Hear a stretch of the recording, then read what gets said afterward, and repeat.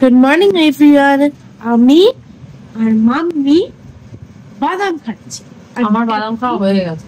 হ্যাঁ, আর ড্যাডি পিছনে ব্রেকফাস্ট বানাচ্ছে। ফুল উইক মাম্মি থাকে অ্যাক্টিভ মাম্মি, ঠিক আছে। আর সানডে আর স্যাটারডে থাকে স্যাটারডেও অ্যাক্টিভ থাকে, আর সানডে হচ্ছে মাম্মি রিল্যাক্সিং মাম্মি। সব কাজ টুইটি আর ড্যাডি করবে। ড্যাডি এখন কোনো নিচু হওয়া, ভারী তোলা এগুলো করবে না, সব তুই করবে। যা আর পড়াশোনাও করবে। কেন করবি না? কেন সেটা বল। পড়া উচিত কিনা বল সেটা। আজকে তো ক্যারাটে ক্লাস ক্যান্সেল হয়ে গেছে, সেজন্য ভাবছি দুপুরবেলা কথা। ড্যাডি ও ঘুরতে যাবে বলছে দুপুরবেলার দিকে। দুপুরবেলা দেখেছো? ওই যে ওই আরেকবার বলে দাও তো জোরে। ড্যাডি, ওই দেখো ড্যাডি, ড্যাডি শুনতেই পাচ্ছে না, এত জোরে এক্সজস্ট চালিয়েছে, ঘট ঘট ঘট ঘট, আর শুনতে পায়। কি বলে আগে পড়তে বস, পড়া কমপ্লিট কর, তারপর বিকেল বেলা। ইভেন বিকেল, আর যদিও পড়তে বসে তাহলে তো বিকেলের সারপ্রাইজটাও আছে, তাই তো? একটা সারপ্রাইজও আছে। ইটস এ বিগ সারপ্রাইজ, মানে আমাদের কাছে একটা big surprise. You want big surprise? তো পড়াশোনাটা কমপ্লিট করতে হবে। সবারই সামনে পড়লি কিন্তু হ্যাঁ করবো। ঠিক আছে, আমি ম্যাথস নিয়ে শুরু করবো এজ মোস্ট ইম্পর্টেন্ট, তারপর সায়েন্স, তারপর জানি ম্যাথ আর science is very important. Maths science শুরু। চলো আমরা এখন ব্রেকফাস্ট করি। প্রান্তিক বানাচ্ছে হচ্ছে ডিম পাউরুটি। আমরা ড্যাডি যে শোন প্যানকেক, ডিম পাউরুটি, পিনাট বাটার, এই তিনটে হচ্ছে ড্যাডির রেসিপি। সেটা তুমি ব্রেকফাস্টে খেতে চাও, টিফিনে খেতে চাও, না ডিনারে খেতে চাও। ও ডিনারে ফেনা ভাতও খাওয়াতে পারে। ফেনা ভাত মানে চলে এসেছে না, ফেনা ভাত আর ফেনা ভাত, হ্যাঁ এই ডিম পাউরুটিটা অনেকটা বেলা হয়ে গেছে, এখন আমি জানলার পর্দা সরাচ্ছি। এবার দিন আমার কোনো কিছুই টাইম মতো করতে ইচ্ছা করে না, তাহলে কি আর রোববার মনে হয় বলো তো? আজকে না একটা শর্টকাট রান্না করব। কি বলো তো, আমি না কালকে চিকেন রান্না করেছিলাম, সেই চিকেনটা রয়েছে। এখন যদি আমি ওই চিকেনটাকেই গরম করে ভাত দিয়ে খেতে দিই, তাহলে বলবি এটা তো কালকের চিকেন, আর শুধু চিকেনটাই রয়েছে, মানে চিকেন ঝোল আলু এগুলোই রয়েছে, ওর সাথে ডাল তরকারি কিছু নেই। তো আমি একটা আইডিয়া লাগিয়েছি, ওই চিকেনটা দিয়ে আমি বিরিয়ানি বানিয়ে দিই, তাহলে সাইডে আর কিছু করতেও হলো না। চিকেনটা যেহেতু রেডি আছে, একটু বিরিয়ানি মশলা দিয়ে স্টিম করে দিলেই আমার হয়ে যাবে বিরিয়ানি। হ্যাঁ, একদম অথেন্টিক বিরিয়ানি হয়তো হবে না, কিন্তু অ্যাটলিস্ট সুন্দর একটা রেসিপি তো হয়ে যাবে। আর বাসি খাবার কেউ জানতেও পারবে না যে তুমি কিছু করোনি। তো ওটা হচ্ছে একটা আইডিয়া। তার আগে আমার বেড ক্লিন করব, আর চিকেনটাকে বের করে রেখে আসি যাতে ওটা নর্মাল হয়ে যায়। আর সবকিছু কি সবাইকে বলার দরকার আছে বলো? আর রোজ রোজ কি আমারও কি রান্না করতে ইচ্ছা করে? আমারও তো একটু ছুটির দিন কাটাতে ইচ্ছা করে, তাই না? আর তাছাড়া আজকে একটু দুপুরবেলা মানে খাওয়া দাওয়ার পরে একটু বেরোনোর প্ল্যান আছে। টুইটির জন্য একটা ছোট্ট জিনিস কিনবো ভাবছি। তো পুজো আসছে আর ওটাও দরকারও, তো সেই জন্য ভাবলাম কালকে বিকেলবেলা যাবো ভেবেছিলাম, কিন্তু কালকে বিকেলবেলা আর যাওয়া হয়নি, ইচ্ছা করছিল না যেতে আর কি। টুইটি সকাল থেকে অনেকগুলো অ্যাক্টিভিটি থাকে, তো যাতায়াত করতে টায়ার্ড হয়ে গেছিলাম, তো সেই জন্য ভাবলাম আজকে দুপুরবেলার দিকেই যাবো আফটার লাঞ্চ। তো টাইমটাও ভালো হবে, আর সকালবেলাটা টুইটি স্টাডিও করে নিতে পারবে, তাহলে সন্ধ্যেবেলা একটু দেরি করে ফিরলে অসুবিধা হবে না। তোমাদের মধ্যে একজন আমাকে বলেছিলে যে এই রাবার গাছটাকে একটু ক্লোজলি দেখাতে, তো আমি দেখাচ্ছি। আজকে একটু পাতাগুলো মুছে দিচ্ছি। আমি শুক্রবার দিন কিন্তু পাতা সব মুছে দিয়েছিলাম, দেখো আবার কত ধুলো পড়েছে। এর ফলে আমাদের এয়ারে একটু ধুলোটা কম থাকে, আর আমাদের কাছে শরীরেও একটু কম যায় আর কি ধুলোটা। এই হচ্ছে আমার রাবার প্ল্যান্ট, যেটা এখানে আমি রেখেছি। এই যে এই হচ্ছে রাবার প্ল্যান্ট। এই এখান থেকে ছোট ছোট পাতা বেশ, এই পাতাটাও নতুনই বেরিয়েছে, এই পাতাটাও নতুনই, বেশি দিনের পুরনো নয়। তো যাই হোক, আমার প্রথম এই রাবার প্ল্যান্টটা আমি বালকানিতে রেখেছিলাম। রাখার পরে না আমি দেখেছিলাম আমার এখান থেকে অনেকগুলো লিফ পড়ে গেছিল, দেখতে পাচ্ছ। তারপর এখানটা আমি দেখেছিলাম একটা ফাঙ্গাস মতো একটা হয়েছিল, তো আমি সেটাকে একটা হালকা পাতলা ইয়ে দিয়ে চেঁচে দিয়েছিলাম ফাঙ্গাসটাকে। আর আমার ফাঙ্গাস যাতে না ছড়ায় একটা আমার কাছে ওষুধ যেটা রয়েছে, আমি যেটা প্ল্যান্ট কেয়ার ভিডিওতে শেয়ার করেছিলাম, সেইটা আমি জলে গুলে লাগিয়ে দিয়েছিলাম। ফলে কি হয়েছে, আর পাতাগুলো যে পড়ে যাওয়ার ব্যাপারটা ছিল না, সেটা একদমই চলে গেছে। আমার ব্যালকনিতে যখন রোদ আসে, প্রচন্ড রোদ আসে, আর যখন রোদ থাকে না, একদম রোদ থাকে না। এখানে না আমার সকালবেলার ইনডাইরেক্ট সানলাইটটা পায়, আর বিকেল বেলার দিকে মানে দুপুর বেলার পর থেকে 1-1:30টার পর থেকে আর কি ডাইরেক্ট সানলাইটটা পায়। তো সেই জন্য গাছটা রেখেছি, এখানে রাখলে সার্ভাইভ করে যাচ্ছে। আর ঘরের ভেতর তো রাখাই যায়, আর আমার এই উইন্ডোটা দিয়ে খুব রোদ আসে ওই 1-1:30টার পর থেকে। তো সেই জন্য আমি গাছটাকে এখানে রাখার পর ফাঙ্গাস ইনফেকশনটাও একদম ঠিক হয়ে গেছে। ওষুধ দিয়েছিলাম যদিও, আর পাতাগুলো টাচউড পাতাগুলো গ্রো করছে। তো আমি এইভাবে এই গাছগুলোকে যত্ন করে, দেখো সবকিছু তো আমারও জানা নেই, আমিও একটু একটু করতে করতে আমিও শিখছি আর কি, কোন গাছ কিভাবে যত্ন করলে ভালো থাকে। আর এটা তো সিঙ্গুরিয়াম, এটা তো সবাই জানে।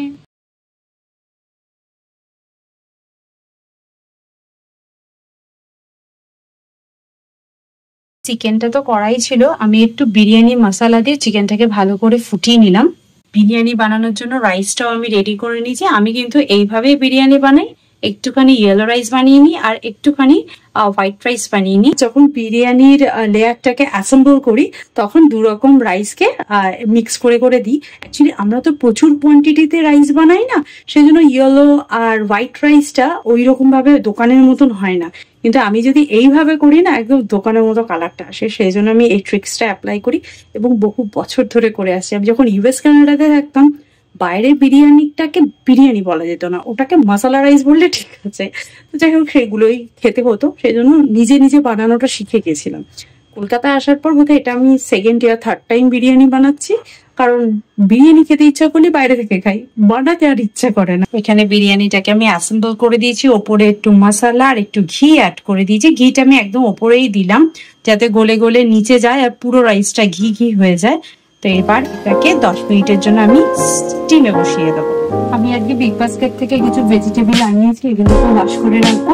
আর তোমাদের মধ্যে থেকে আমার কাছ থেকে বিট বাটার রেসিপিটা জানতে চেয়েছো, তো সেটা বানাবো বলেই আমি কিন্তু বিট অর্ডার করে দিয়েছি। বিট এসে গেছে, এটা আমি নেক্সট দিন বানাবো। আজকে তো বিরিয়ানির সাথে বিট বাটা ভালো লাগবে না, তো আমি এটা নেক্সট দিন বানিয়ে তোমাদের সাথে শেয়ার করবো। হ্যাঁ, সবাই জানি বিট বাটার রেসিপি, কিন্তু কি বলতো, এক একজনের রান্না তো এক এক রকম। ওই একটু জানা যে আমার থেকে আরেকটু বেটার কেউ যদি পারে বা একটু অন্য রকম যদি হয়, তাহলে সেটা আমারও না খুব ইচ্ছা করে। মানে এই বিট বাটাই হয়তো এক একজন কত রকম ভাবে বাটা খায়, আমারও খুব জানতে ইচ্ছা করে। নানান রকমের একই রেসিপি নানান রকম ভাবে রান্না করলে টেস্টটাও দেখবে এনলার্জ হয়ে যায়। তো সেটার জন্যই হয়তো জানতে, কারণ বিট বাটার রেসিপিতে আহাবড়ি কোনো ব্যাপার না। অবশ্যই আমি যেভাবে রান্না করেছি আমি সেভাবেই শেয়ার করব, মানে আমি যেভাবে শিখেছি আর কি। তো এগুলো দেখো একদম মাটি মাখা, মানে মাটিতেই বোধহয় 200 গ্রাম বেরিয়ে যাবে, হ্যাঁ এত মাটি। তো এগুলোকে ভালো করে ধুয়ে তারপর ফ্রিজে তুলে রাখবো। অনেকদিন পর বানিয়েছি বিরিয়ানি। বেশি করে আলু দিয়েছে? হ্যাঁ দিয়েছি। তাহলে কি তুমি শুধু আলুটাই খাবে? তাহলে তোমাকে তো দেখো বললে আর প্রথমে আলুটাই উঠলো। আজকে হচ্ছে এই বিরিয়ানি। বাবা আজকে একটু ভাতটা একটু বেশি খেয়ে ফেলছি কিন্তু পেটে। এই এটা মনে হয় আমার, এটা একটু বেশি, এটা একটু বেশি হয়ে গেছে। এটা নেই, এটা ও বাবা, এইসব ব্যাপারে বেশিটাই নেবো তাই না? কালকে আমি উচ্ছে ভাজবো, উচ্ছে ভেজে আমি তোকে বেশিটাই দেবো। ছি ছি করলে হবে না, খেতে তো হবে। হ্যাঁ, নিম পাতা তুই দেখ, একদিনও নিম পাতাটা ট্রাই করিস নি। একদিন আমি নিম পাতাটা কবে খেয়েছিস নিম পাতা? মরণ দশা, ওই গাছ থেকে খেয়েছে। ওটা পোকা তাড়ানোর জন্য করা হয়েছে। ধুয়েছিলিস পাতাটা না এমনি খেয়ে নিয়েছিস? জল খেয়েও যাচ্ছে না। ওটা ভেজে দেবো, দেখবি খুব ভালো লাগে, ভীষণই। আমি আর